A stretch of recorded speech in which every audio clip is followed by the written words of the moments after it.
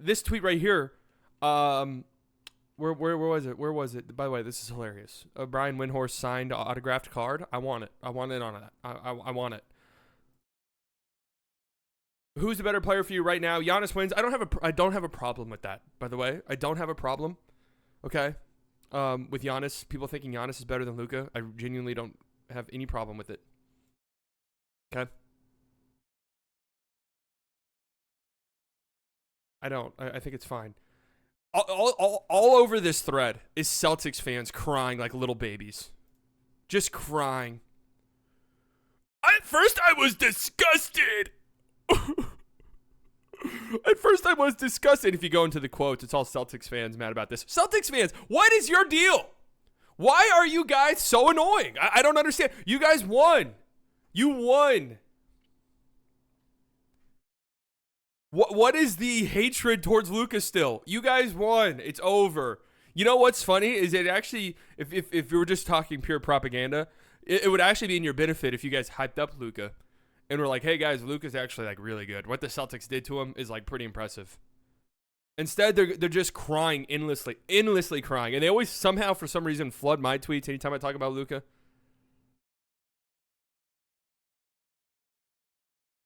But anyway, some of the like quotes in response to this are just absolutely insane. Not that I usually care, but it's like, how did we get here?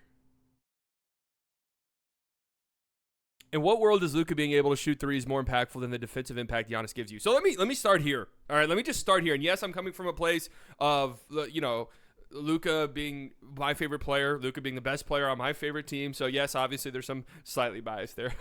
but this idea that two-way players are like, the two-way players matter more than anything, and defense is 50% and offense is 50%. Get serious. That's not how it is. It's not how it's ever fucking been. All right? Get serious. It has never been like that. It'll never be like that. This game is about a bucket, period. Offense is like 70% of basketball. It just is. You're lying to yourself if you think otherwise. You're also lying to yourself if you think a heavy usage offensive player is really impacting defense at a super strong level. Because those guys just really don't exist in the NBA. Remember, it was supposed to be Anthony Edwards. Anthony Edwards is going to take Kyrie Irving, and he's going to guard. Anthony Edwards is going to guard Kyrie Irving, and he's going to be the number one option. And the Timberwolves are going to stop Kyrie. This motherfucker was gassed by the second quarter, and that shit was over and done with. Okay? It doesn't work. It doesn't work like how you think it works. It simply does not work. All right? So get this shit out of here. Shai Gilgeous-Alexander is the fourth best defender on his team. So two-way. Shai Gilgeous-Alexander is the fourth best defender. And guess what? I saw with my own two eyes. When the Mavericks played the Oklahoma City Thunder, what did I witness? I watched the Thunder hide Shai Gilgeous-Alexander on P.J. Washington, and the Mavericks torched him. The Mavericks said, no, you're not hiding, buddy. Get on the block. We're taking your ass under the basket with P.J. Washington. So enough of this shit. And by the way, Giannis a great defender. I watch the games, man. I watch them. The impact is not what you guys claim it is.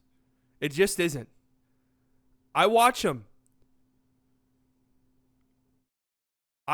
You know what I see when I see Luka Doncic play basketball? I see probably the best offensive engine in the league. And it would easily be the best offensive engine in the league if Jokic, who is going to retire as one of the greatest offensive players in the history of the sport, wasn't playing. I see a pure bucket getter, probably the best bucket getter in the NBA currently, and quite possibly the best playmaker and passer in the NBA currently.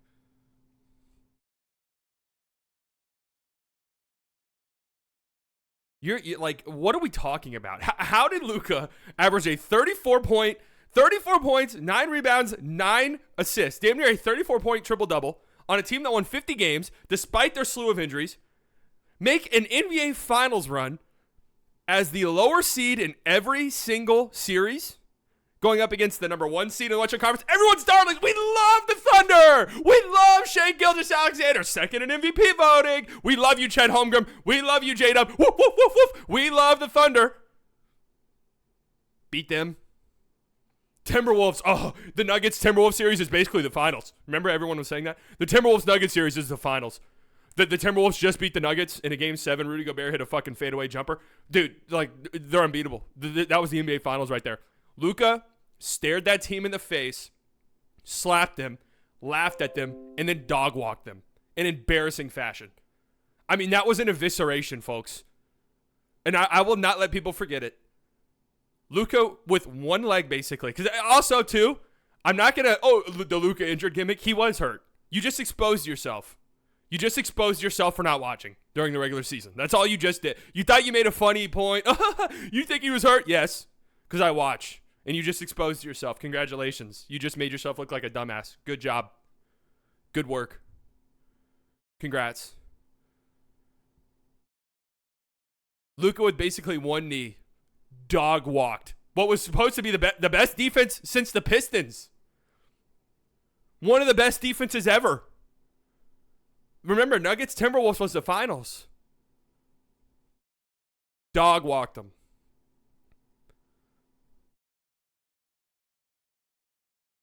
And was he good in the finals? No, he wasn't. Were the Mavs good in the finals? No, he wasn't. But it goes back to that stupid thing. Like, would it have been better if he didn't make the finals? Is that what it is? Giannis hasn't won a playoff series in 2 years, folks. And granted, he's been hurt. It's not his fault.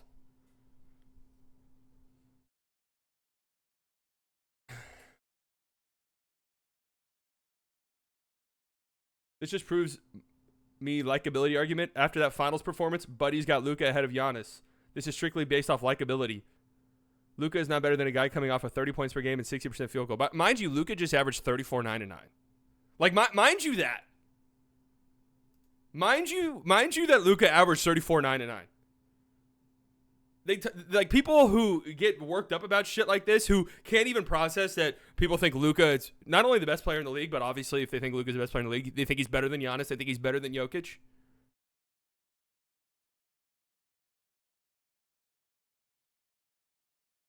Luka plays one side of the ball, man. And that's the side of the ball that matters more than anything else. And you are fucking lying to yourself. You are lying to yourself if you think otherwise. You just are. This, like, gimmick. This has become a gimmick. This has become a complete and total gimmick. Jason Tatum is better than Luka Doncic. You see what I mean? It's these. What's wrong with the Celtics? Like, what's going on?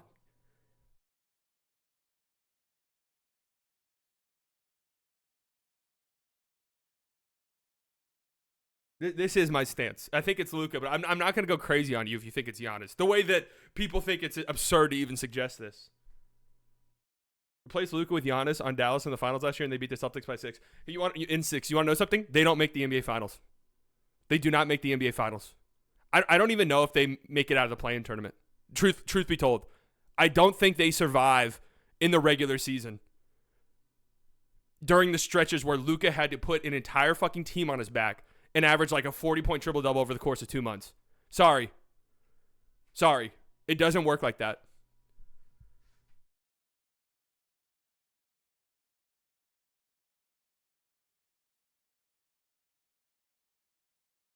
I just watched Luka literally lose his team the finals because he couldn't beat 40-year-old Al Horford on the dribble. Not to mention one of the worst displays of defense. Basketball discourse sucks, man. It just does. It's horrible. It really sucks. It's a shame that it's turned into this. It's a shame that it's turned into this. Luka was the reason the Mavs lost the NBA Finals. That's what people are going with.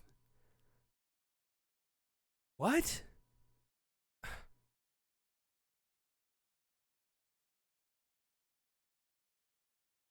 White European xenophobia? No, it's not that. It's not. This is basketball discourse for everyone. Genuinely, it's not that. This is how people talk about basketball now.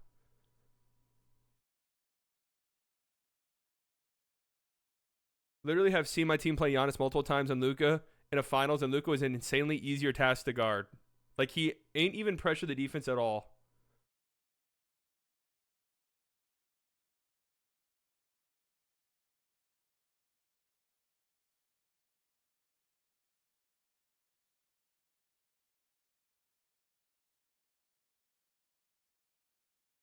Both great players. Only one of them is elite on both ends, though. You want to know what I also don't get with Luka? Why do we pretend that, like, why do we pretend that playmaking is just like a normal thing? Like, why do we never talk about Luka's scoring ability being much better than Giannis's? Full stop. Luka's ability to score being at a different level than Giannis's. I know Giannis averaged 30 points, absurd efficiency. That's all great. Giannis is an incredible player. I think the top three in the NBA. Top three in the NBA. Luka, Giannis, and Jokic for me in whatever order you want. I know I'm going crazy. I don't really care if you have Giannis ahead of Luka. I think Giannis is amazing. This type of like, what the hell? Are we serious? Like, come on. What are we doing?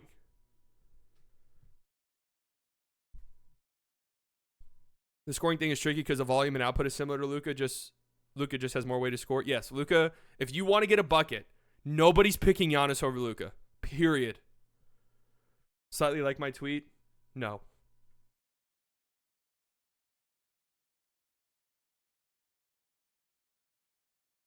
Bucks fan? I don't mind Bucks fans.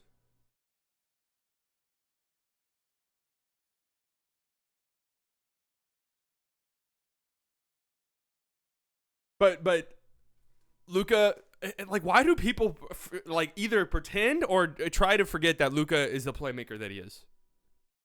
It's because they've been brainwashed, and they don't watch. They've been brainwashed by the usage, by the Luka's a ball hog. Luka doesn't get his teammates involved. Everyone hates playing with Luka. They've been brainwashed by those terrible narratives that have never been true ever, right? Never ever been true. So, and mind you, they don't watch. Like that's one thing you always have to factor in. They don't watch. They don't watch the sport. They expose themselves all the time. So you know they don't watch the sport. They don't see the obscene playmaking Luka puts on display night in and night out. And by the way, Giannis is a underrated and underappreciated playmaker. Genuinely believe that. Ryan Russillo talking about how his style can never win, brainwash them. Ryan Russillo actually, as a statistic, looks up number of passes. You believe that?